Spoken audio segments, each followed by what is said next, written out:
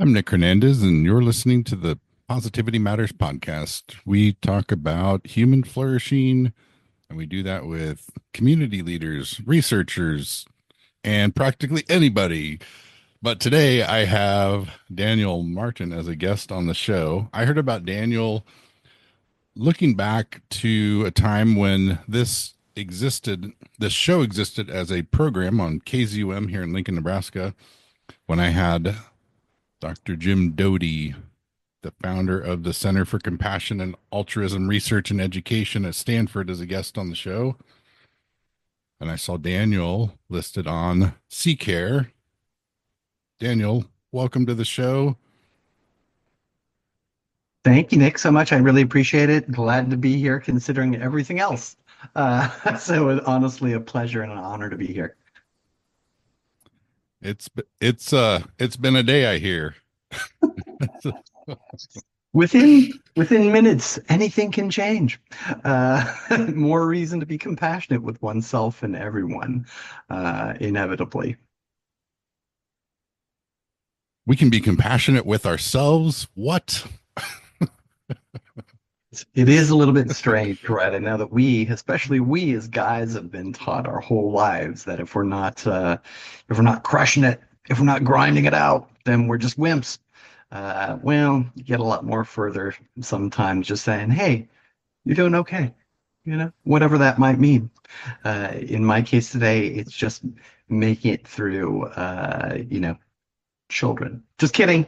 Just kidding. They might be listening to this. Yeah, I think of I don't know if it works exactly, but I think what I'm really talking about is love.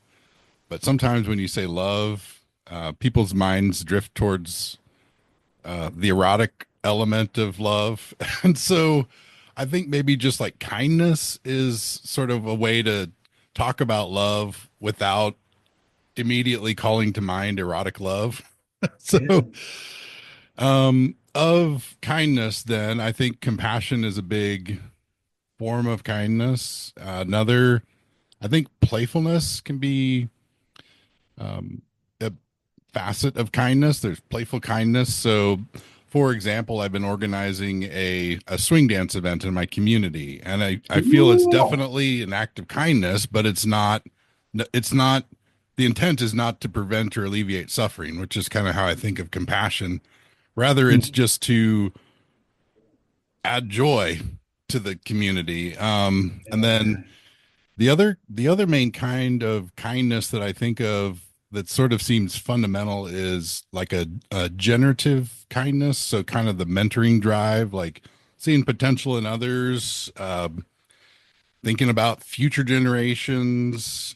And I like to take it out of that like mentor mentee kind of hierarchical framework and think about it in terms of we all have different strengths. Like we can all uh, flesh out aspects of each other, maybe that wouldn't be so easy to bring into existence like on our own. But when we're around someone who has the strengths maybe that are relatively weak in ourselves, but towards the top in them, I think that Mhm. really can facilitate kind of this mutual generativity between peers. Yeah. Um, but anyways, I have heard that some people have some really fantastic work that's being done with in peer-to-peer settings. Oh, who might that be? I don't know. Um, yeah, I mean, let me first and foremost just really appreciate what you just said because, the interesting thing about being human is that we're really good at categorizing stuff, right? And we're really good at trying to understand the specifics of the world around us, right? And thanks to our natural curiosity, we've been able to just learn so much about our environment, about what's happening around us through the physical sciences, et cetera, stuff like that. And so what you see oftentimes is this really deep categorization of every single thing besides psychological processes. And because of that, oftentimes we get stuck. And so what do I mean here? I'll just give you an example. The first time I heard about the actual study of compassion, I really didn't know anything about it as, a topic of scientific interest. And in my mind, I had a very, kind of naive or layperson's perspective on what compassion was. Oh, somebody's sick, you make them feel better. How do you do that? Well, a Hallmark card, a Mylar balloon, or something of this sort. But what we need to do, and what we've been doing for some time, it just doesn't really get the same amount of attention as other areas of science, is we're understanding, well, what does it mean to be a compassionate person? What's the criteria associated with compassion? And why does it seem to only be available by visiting somebody that you're going to spend, $250 an hour with, aka your therapist, when in fact we evolved to take care of each other and sadly to take care of ourselves. We've lost touch with that, and so I'll quote the wonderful people I've had a chance to get to know over many years. Flight attendants, right? The first thing you do is you put the oxygen mask on yourself. And if you don't put the oxygen mask on yourself, you're not going to really be able to take care of anybody. And the finding here is that you don't need some sophisticated person with a degree. You just need somebody who's warm and friendly and open to sharing those strengths that you were just describing, right? And that takes a little bit of sharing. That takes a little bit of appreciating each other. But once that has begun, it's kind of hard to stop people from being friends. It's kind of hard to stop people from taking care of each other, let alone, line dance, as the case may be. You said line dancing, right? Hey, we do throw some line dancing in. Yeah. It's like we Okay, do 30 minutes of West Coast swing and then we'll do a line dance and then 30 more minutes and then a line dance. So you that is you were actually, I think, maybe you were seeing deeper into this with maybe some telepathic abilities. Tell me great. about the science of telepathic abilities, please. Oh Lord, why are you taking me to a different direction? It's funny because there was just a ton of research done on this in the maybe the 70s and 80s. I want to say some of these projects closed up in the 1990s. But there's people who live and die by their belief in that kind of stuff.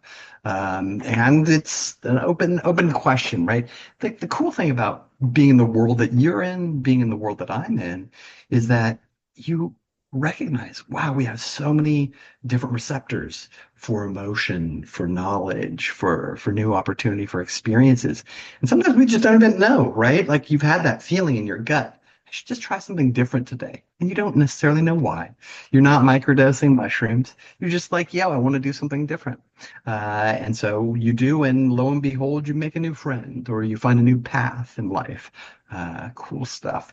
But I'll go with the science stuff. And that's where the peer-based stuff does definitely come into play. All right. And you brought up friendship already too, or maybe I kind of alluded to that, but Hey. um, yeah, with this sort of this flavors of kindness idea of the playful, compassionate, and generative, Hmm. I sort of derived that from a philosophical reflection about the nature of friendship. And that is that good friends would characterize their friendship with three types of um, sentences. One would be, we enjoy each other's company. I think that Hmm. kind of correlates to playfulness. We are there for each other. And I think that corresponds to compassion. And then we bring out the best in each other. And I think that sort of points to the idea of generativity. And with that in mind, there's this hope construct from the University of Kansas's Rick Snyder, who's no longer with us, but he came up with this fascinating construct of hope, which consists of two cognitive elements: goals thinking and pathways thinking. And Hmm. then with taking action and then having the ability to reformulate pathways as challenges arise. And then the hopefully some degree of success in our goal pursuits leads to a growth in confidence, that emotional element of the hope construct. And so I'm looking at this idea of hope and thinking, wow, what if when we say positive emotional well-being, that what we're really saying is hope in this psychological sense? Hmm. My hunch is that that may be the essence of positive mental well-being. So I think, setting aside mental illness, I picture a spectrum of positive mental well-being that ranges from languishing at the low end to flourishing at the upper end. And then we also, from what I hear, have a fundamental drive of a need to belong. So some sort of need for social interaction. I think out of self-determination theory, there's also this notion of a need for autonomy and a need for competence or mastery. And I think that the hope construct kind of maps onto that with the goals that one chooses, representing or correlating with the autonomy, and then with the need for competence, that's in developing skills that help us to take the pathways or to create the pathways, and that the thing that does the most to deepen positive social interaction and hopefully lead to friendship would be these various forms of kindness, the playful, compassionate, and generative. And so that, boiling things down as much as I possibly can, that's sort of the most basic way that I've been able to think about what is positive mental well-being, what can we do to strengthen it, how can we build hope, and how can we build a world that is more conducive to friendship. Oh, there's so much to chew on there, which is totally great, and that's the beauty of it all, right? Because as we move through all these better appreciations of how to facilitate preparation even for a friendship, and then moving into the actual mechanics of the friendship, and what that means for people over time and developmentally. We know, of course, one size doesn't fit all. However, the cool thing about the work that we do in particular is that the goal is to provide people with what you've just done, Nick, which is help people appreciate, oh, there's all these kind of components to what it means to be just a good friend. And of course, we know friendship is so important to people. We know that there's a lot of confusion as of what it means to be friends these days. And so the approach that generally we are taking with these kinds of relationships is giving people the opportunity to find what works for them. And so an easy way to do this, and also a way to test your hypotheses, is to begin with what we know about creating friendships, and to do so in a way that's not going to prevent people from making friendships outside of this strange interaction they're having with a peer, which is very novel and kind of interesting. So, how do we do this? Well, we prepare a real simple understanding and appreciation of what the scientific literature has to say about any given topic. Let's say we're talking about platonic friendship, right? What does it even mean to have a friend? Is it a work friend? Is it just a friend? Is it a sports friend? Is it the friend of another friend? And before, obviously, we just have to pick up a phone and call somebody. Now there's so many different layers of how you communicate and when you communicate. So what we try to do is introduce people to these concepts as we understand them through science, but then ask them, hey, does this reflect your reality? Is this where you're coming from? How does this particular construct manifest in your world? And then we give them the opportunity to kind of share those things with their peer. And, I don't want to be obnoxious. People are people. They're human. They look different. They wear different clothes. They come from different times, but they're way more similar than they are different. Are there differences? Hell yeah. Are they big? Not really, but we pay attention to differences, don't we? As opposed to look for similarities. And so they look way bigger than they actually are. Not to suggest that, of course, there's a huge range of human diversity. The interesting thing, though, is if you give people an opportunity to talk about something that's emotional or something that's meaningful or something that adds value to people's lives, they chat incessantly about it. And so it's this kind of beautiful thing because people look at each other and say, I don't know who this person is. I don't know how to communicate with them. But that's where we leverage existing kind of pedagogy to open up some questions that are just guide rails for them to express things that they already know, but they probably haven't had a chance to communicate about. So suddenly it's this very meaningful experience because they're able to share from their perspective, not some professor wagging their finger at them saying, this is what you need to do, right? Um, we all remember definitely listening to our parents' advice when we were young people.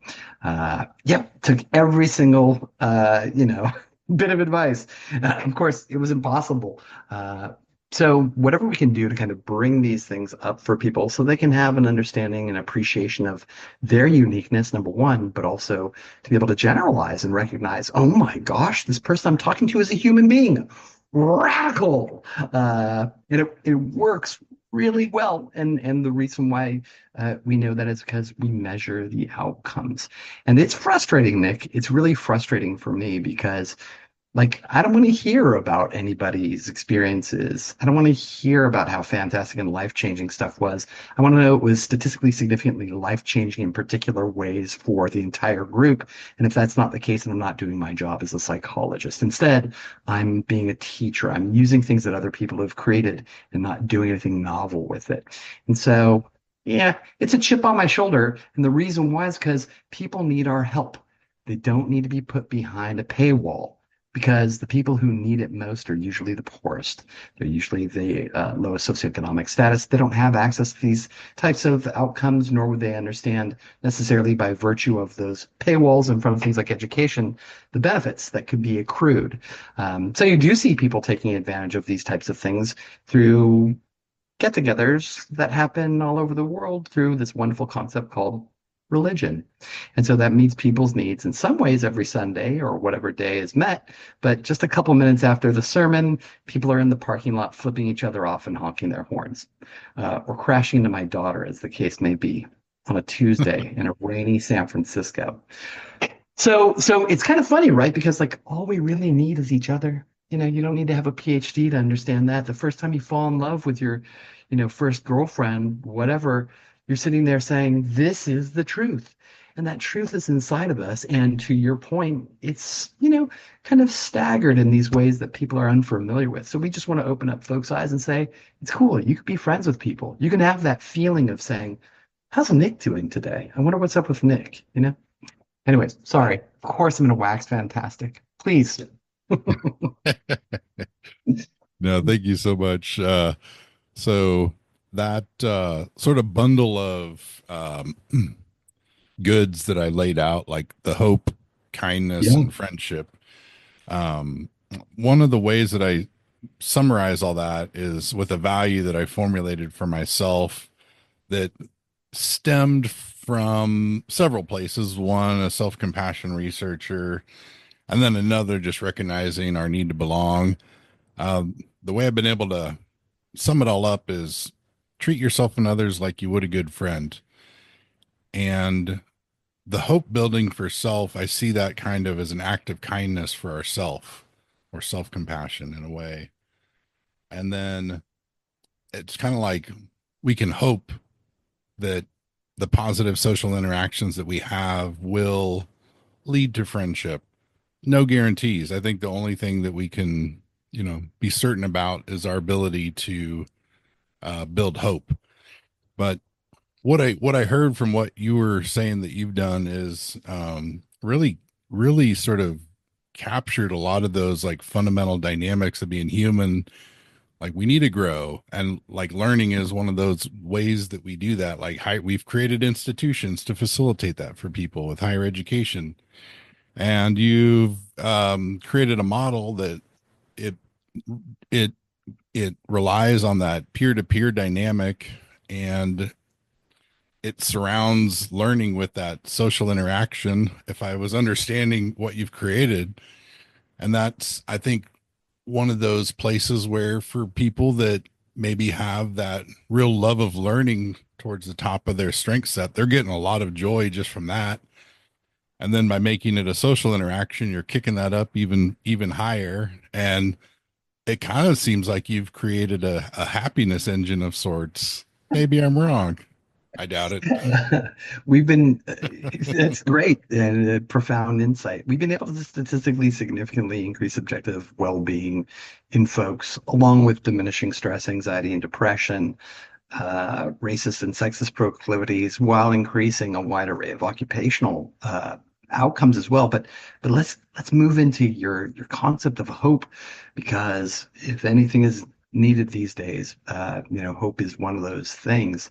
Um, and so, the critical part of all of these variables, in my estimation, is not whether or not they're important. They are.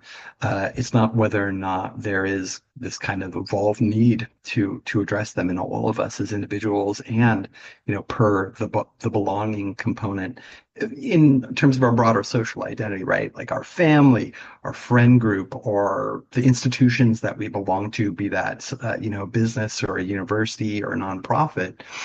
All those things are really important.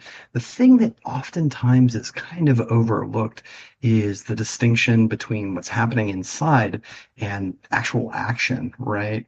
And so one of the cool things that's happened to me over my strange career is, as a social psychologist, as an industrial organizational psychologist, I knew that, our attitudes aren't necessarily the best predictor of behavior. And so when you're inviting folks like university students or people that you're working with at a get together or something like that, you actually have to prompt them to take that next step. Well, what is it you're going to do about this newfound understanding of hope? It could be something small that you do this week, but start to build your behavioral muscles. And that's something that I think a lot of people actually struggle with, because they enjoy learning about these concepts, they enjoy thinking about them, but they don't actually think to themselves, oh, wow, like I'm a car. I'm learning how to drive the car. I'm understanding what's going on around me.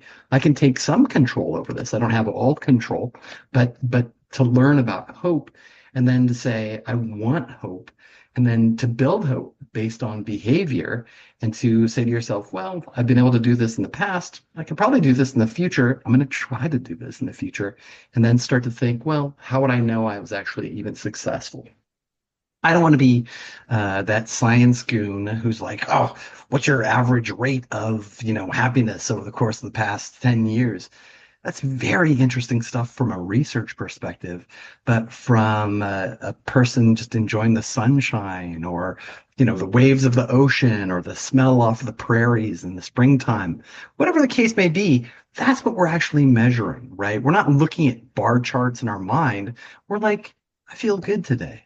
It's a bad day. Some horrible things just happened this morning, like going to the dentist. But the point is it's not that bad, and I'm alive. And, can I prove that via the numbers? Yeah, I can, but that's a waste, because that's not the reality of what we're doing, right? And so it is beautiful to have these metrics, because then you can say with some, clarity, that it doesn't matter what anybody else is saying, because this is measuring what we purport to be doing.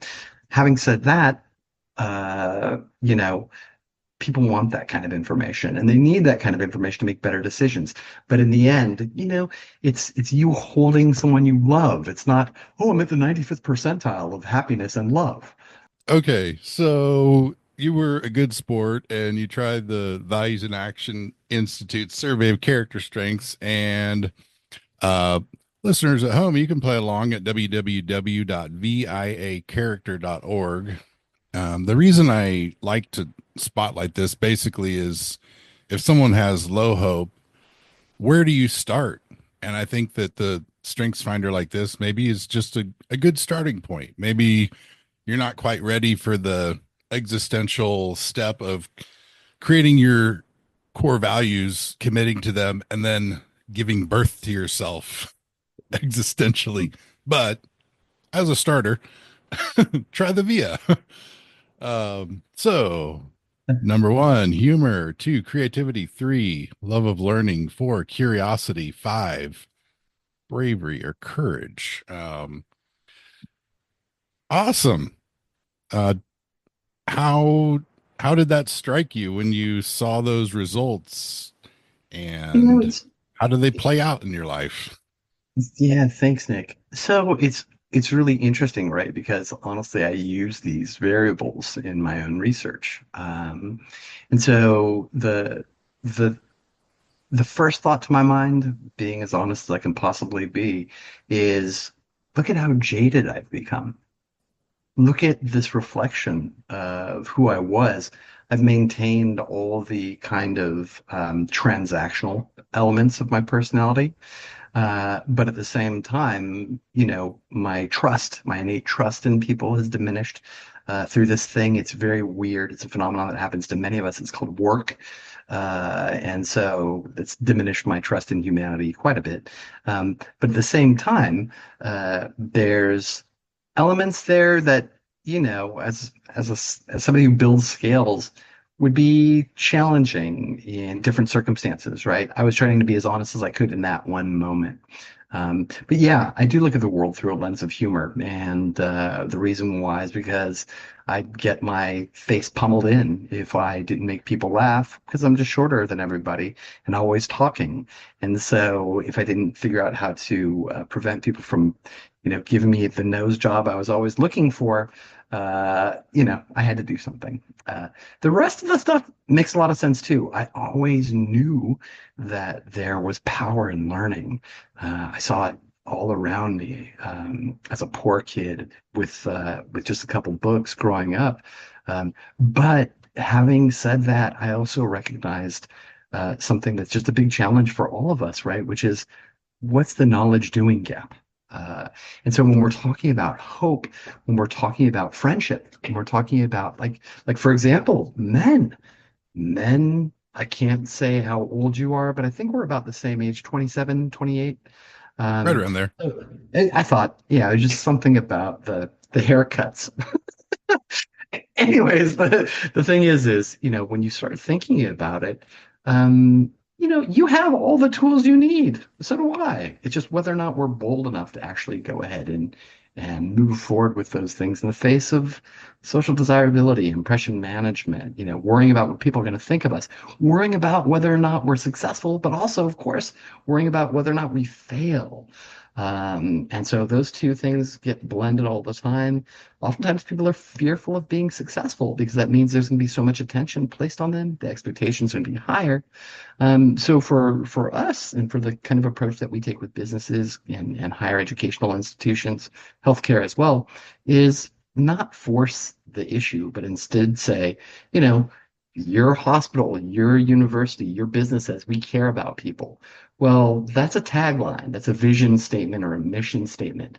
What does that look like for each individual occupation? How does that look between occupations? Are these things that are actually used to measure success? Now, we call them KPIs. We could call them knowledge, skills, and abilities or competencies.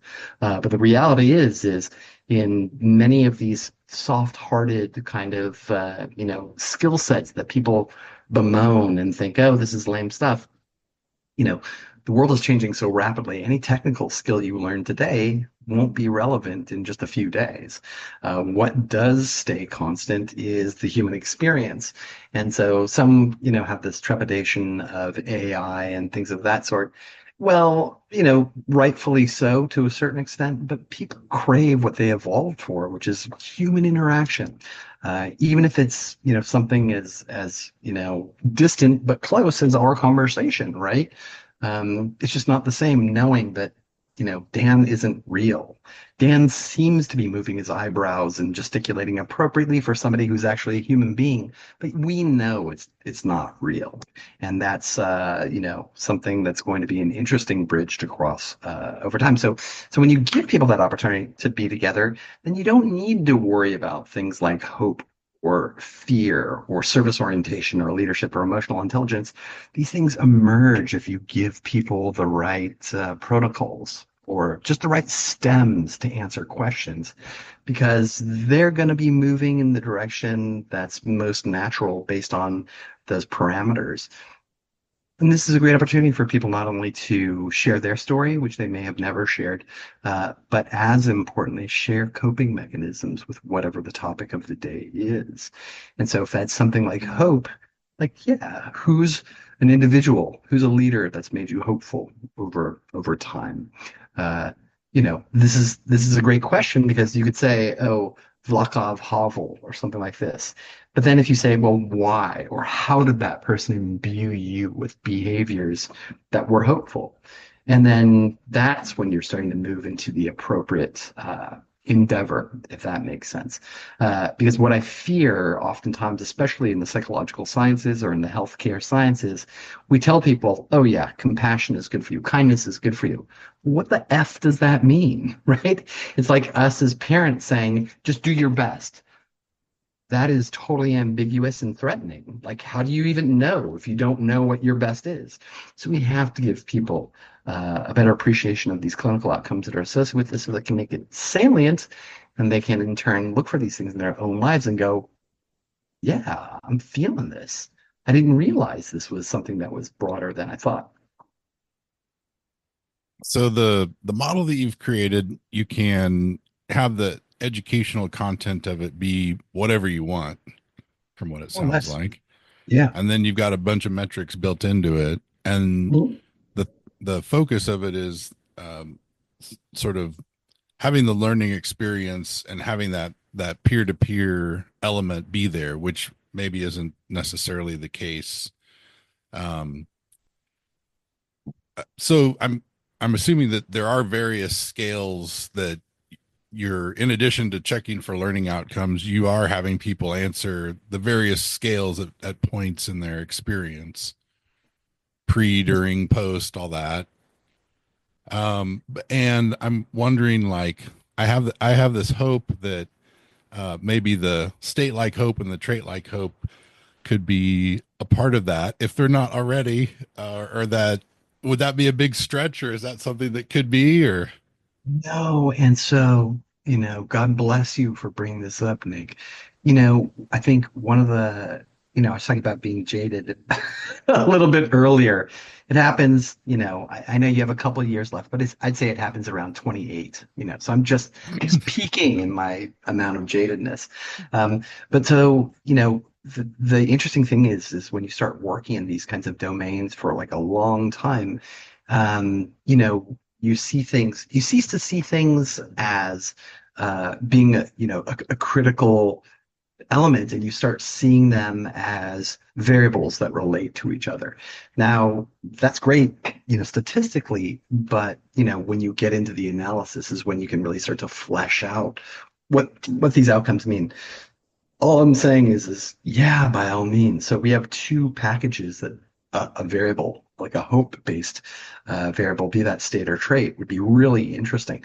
One is a general life purpose course. And, I mean, when you hit my age, 28 plus, there is this question. Okay, kids, check. Okay, home, check. Okay, damaged car, check. Good insurance, check. Whatever is a requirement, right? But then once you hit that, what's the purpose of existing, right? And so you're looking at life, you recognize you've got another 25 to 35 years left, and you're saying to yourself, I peaked too early. I have a lot left on my plate.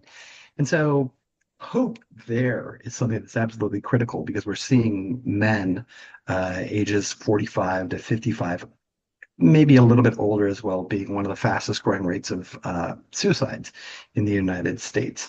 In particular, excuse me, formerly known as majority parties, in other words, white men in particular. So this is because of a bunch of different things. But let's go back to the loneliness epidemic.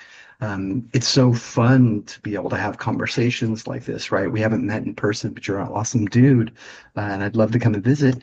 But the long and short of it is most people get their weekly dose of social interaction buying lotto cards at 7-Eleven or at the supermarket when they're picking up their stuff or, getting a delivery dropped off at their door.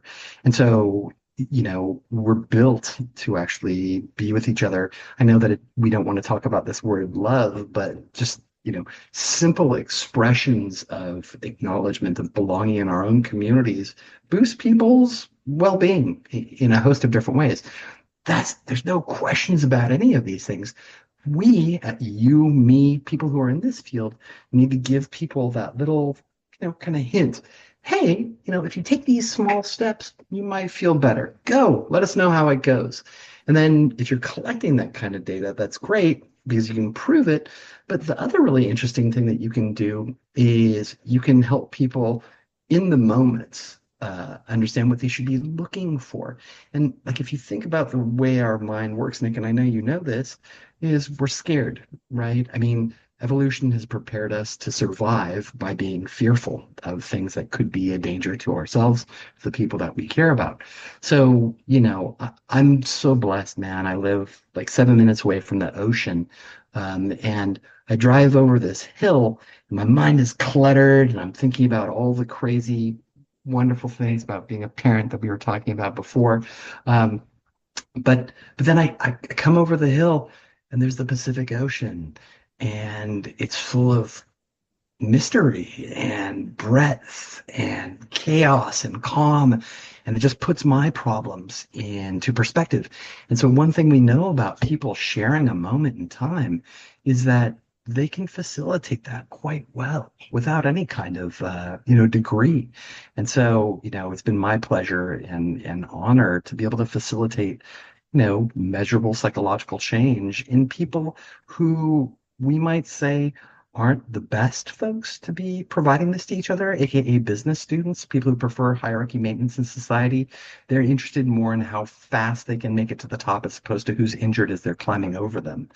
And I'm not, disparaging anybody. I'll encourage anyone take a look at social dominance orientation and vocational psychology. There's a lot of really fascinating stuff out there, and it makes sense, right? Like Nick is a good guy. He's always been a good guy. People have always loved Nick, and that brought him into a place where he can share even more of that goodness, right? And so you were already who you were as you moved into becoming somebody who was, expanding other people's horizon, who was sharing other brilliant ideas, and by having really good-looking, people on your show as well. But that's another part. I'm just kidding. So the interesting thing is you put these business students together, and these are people who are like, who are you? I don't know you anything. And as time goes on, they start to unpack a lot of things that can cause trouble, right? They want to look perfect, right? They're younger. I need to fake it until I make it. I'm in the Bay Area. But what we find is that, when people take a step back and say, hey, it's going to take a little while to be what it is that I want to be. But if I don't know what I even want to be, then someone else is going to have a path for me. And I can't tell you how many times I get that kind of information from my students because they didn't know what to study. So they just went into business. Hey, I got no beef with that. Zero problems with that. We all need a little bit of cheddar. We all need a little bit of bacon. But the long and short of it is that, you may be a tiny bit happier not oppressing people to get that cabbage, if that makes sense. Hmm. So, Well and so, said. Yeah. yeah. So we can give them that opportunity. They can look at things like their VIA or values and action outcomes and say, and you had brought this up a little bit earlier. What are my values? Like, what will it mean to live in a way that's consistent with those so I'm not ruminating at night, right? And what we find is when people are not living consistently with their, values, that's when the rumination really starts kicking in, which leads to stress, which leads to burnout. And before you know it, nobody's happy at all. So, Indeed. Now, looking into the crystal ball, due to your high telepathic abilities, what does the future hold for you? oh, that 10 minutes before this call, I could have told you it wasn't involving fixing my car up, but that's okay. And this is a live opportunity for me to show what a person who at peace looks like, I suppose. Um, Here's my thinking for the next 10 years. Institutions are wonderful. I'm lucky to be part of the largest institution of higher education in the United States, the Cal State system, where I'm a professor, an associate professor, tenured. Um, it's dying, Nick. Higher education is going through just convulsions right now. And, everybody will point their fingers and say, it's this, it's this, it's this. From my perspective, using my psychic abilities, um, it's not a matter of people not doing a great job. People are doing a great job. And the people who are educators have this natural inclination to want to take care of people to the best of their ability. Here's where things get a little bit tricky. When you look at higher education, it's just a bizarre piece of shit. Excuse my language, but I pointedly say that because you have people who are researchers teaching, not people who are trained to teach. And so when you're talking about groups of people who, have gone to underfunded high schools, you need to have an inclination of understanding human behavior at the exchange level, right?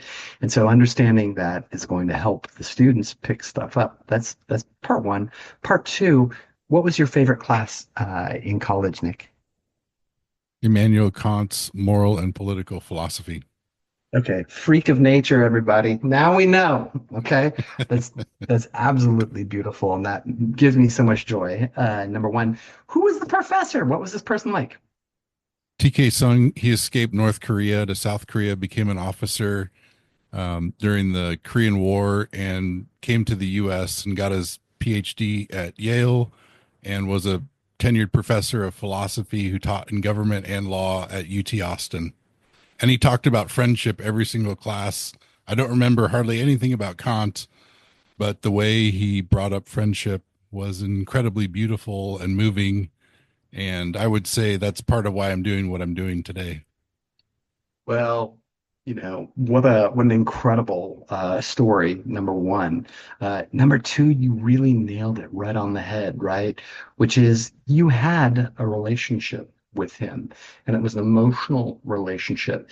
And the things that he was talking about, while they may have been, arcane, Kant is not something that most people just pick up on a whim, but that emotional connection that you had, that his stories wrought, that his conversations about friendship imbued the topic with something that was way bigger than Immanuel Kant, right?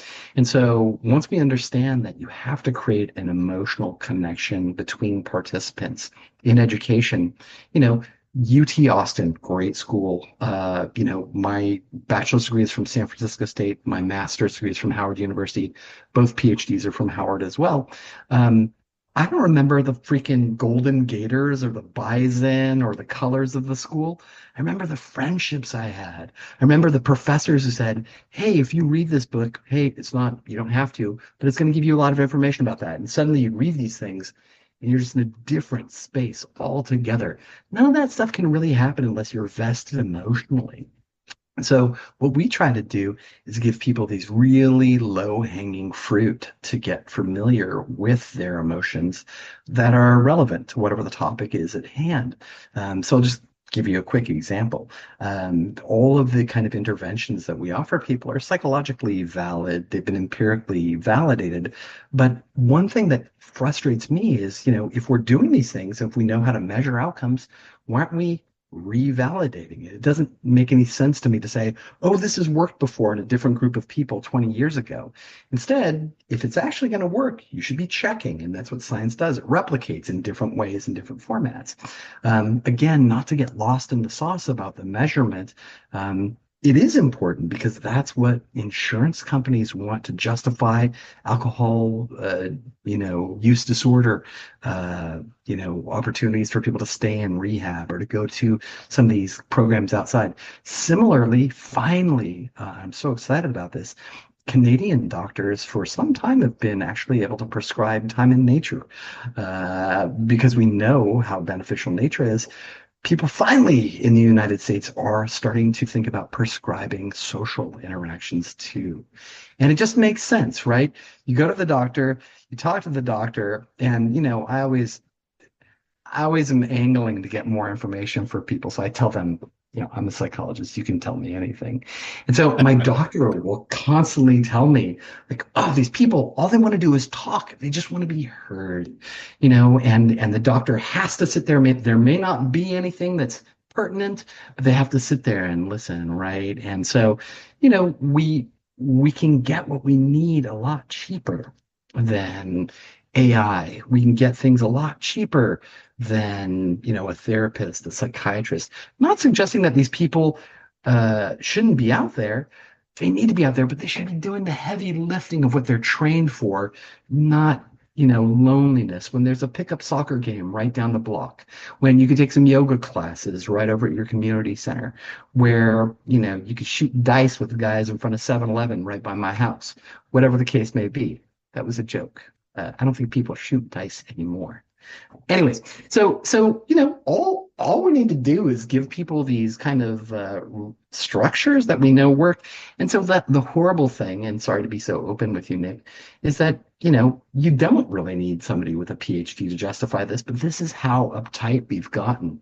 Everything needs to be codified. Everything needs to have, oh, this person has a PhD. Oh, this person's certified. Well, what are the certifications based on? If they're not based on empirical measures of how well somebody is doing with their clients, it's moot, right? And I'm going to say some heretical things very quickly. Like, we have degrees, man. We're smart. We worked hard for our degrees. But you and I both went to school with people who were hella smarter than us and hella dumber than us. And guess what? We all have the same diploma.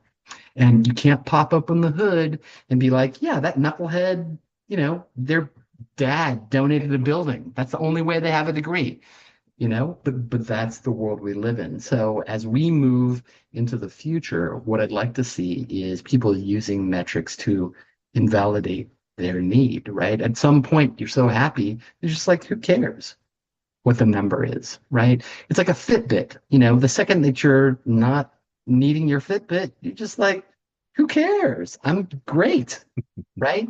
So it'd be nice for people to go ahead and lean into their gifts, the gift of being human, the gift of being social. It sounds cheesy, it sounds ridiculous. Um, the proof is in the taste of the pudding, as they say. And so it's an exciting time to rehumanize ourselves in my mind. Thank you so much, Dan, for being on the podcast. Of course.